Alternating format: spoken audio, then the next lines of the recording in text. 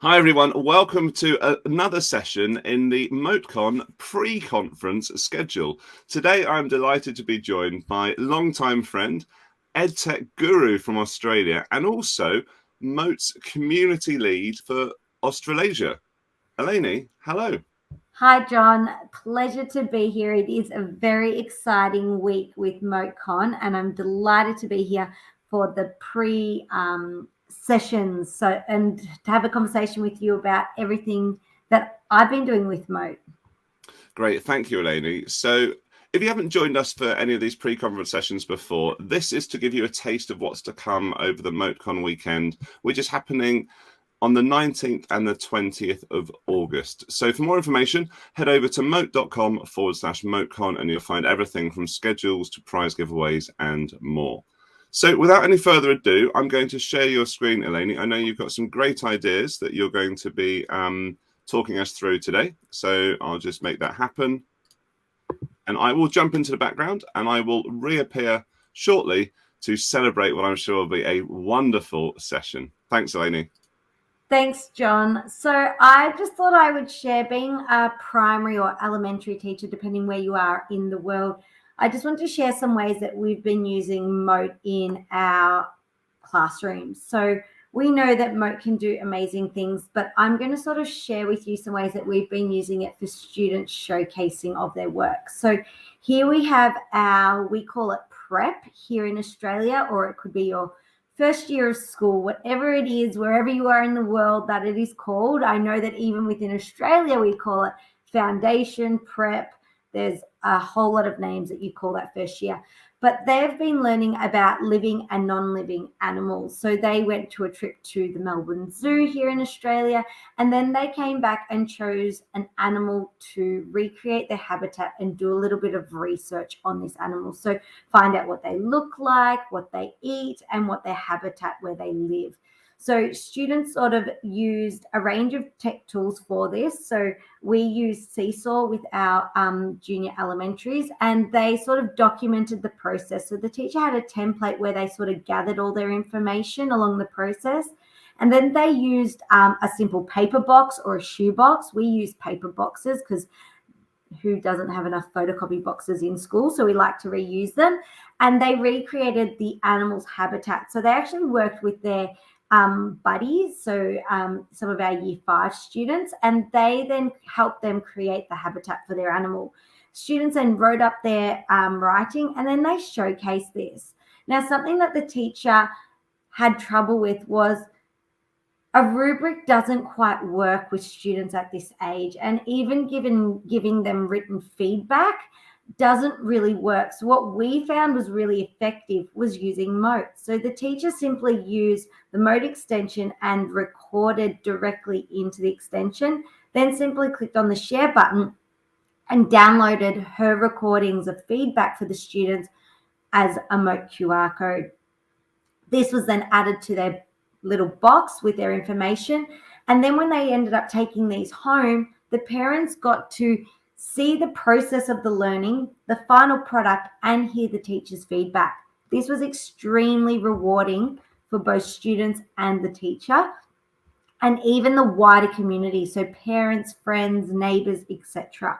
So this is a really quick and easy way to provide effective feedback for those young learners in your classroom. So that's my first example, John.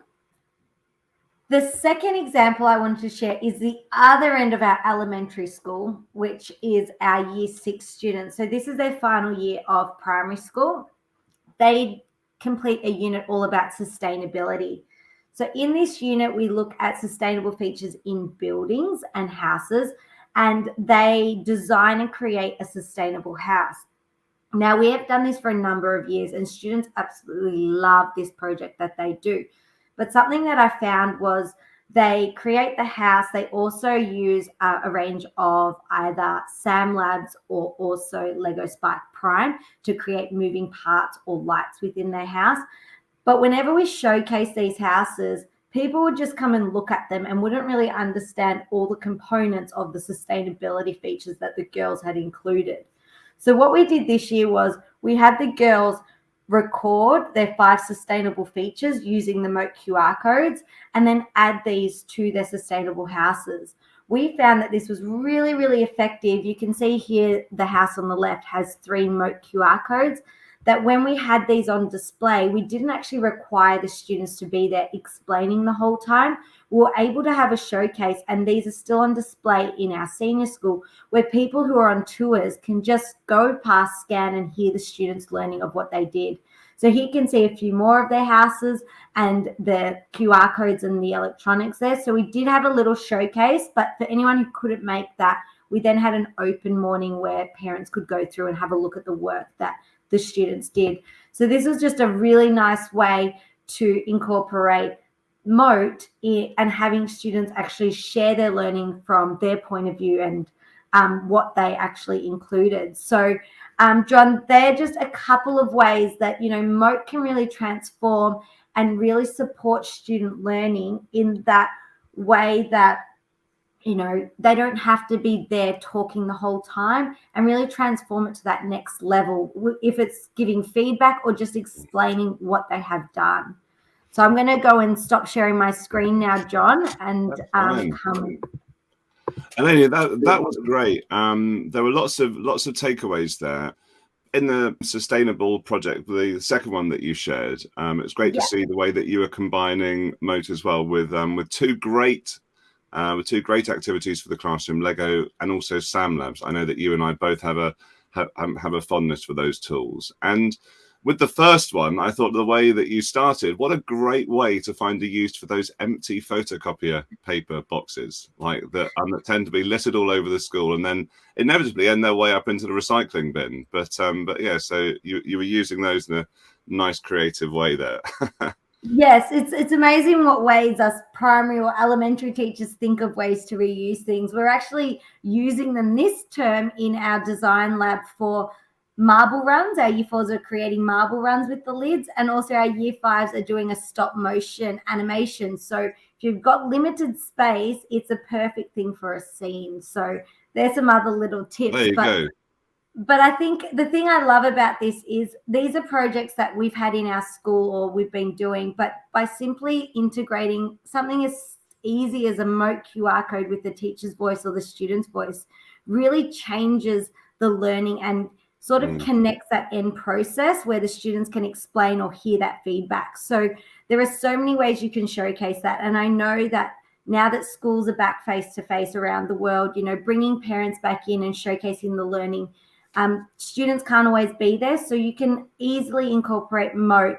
And, we have our upcoming art show as well. And so we're incorporating that so parents can scan the piece of artwork and then the students will explain what they've done. So, connecting that with the learner, I think, is really important in whatever you do. And Mote really helps make that easy for students and being able to simply click, share, and print pretty much. Awesome. So. No, and I agree entirely. And I think it just gives another option, doesn't it, in the teacher-student toolkit of how learners are able to demonstrate their understanding. So thank you for that. And that was, on both of those examples, such a great use of QR codes. For anyone that is new to the idea of using Mote QR codes, basically what they are is, just as Eleni explained, a very easy to generate QR code that will then take the person scanning to a landing page so they can then hear the voice. They also get a transcription as well.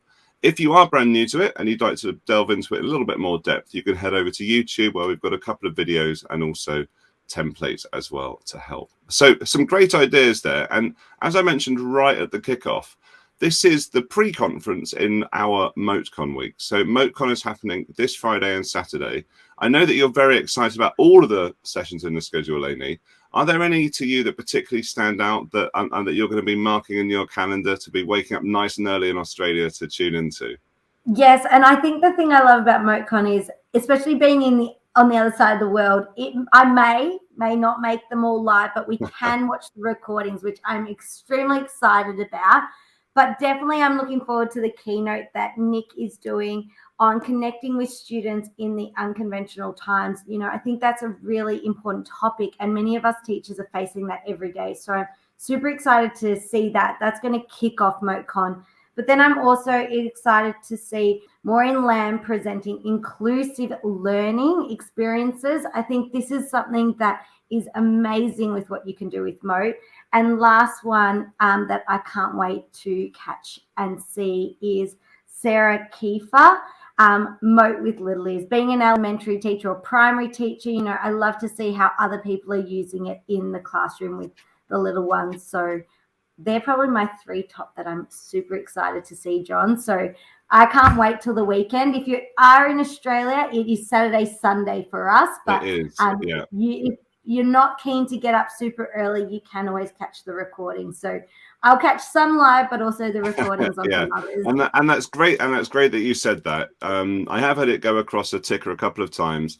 If you go to the website, which is mote.com/MoteCon, you are able to register. And by registering, you're automatically entered into a couple of prize draws. You're given up-to-date access to the latest information, but you will also be the first to hear about on-demand availability of all of the sessions that are running.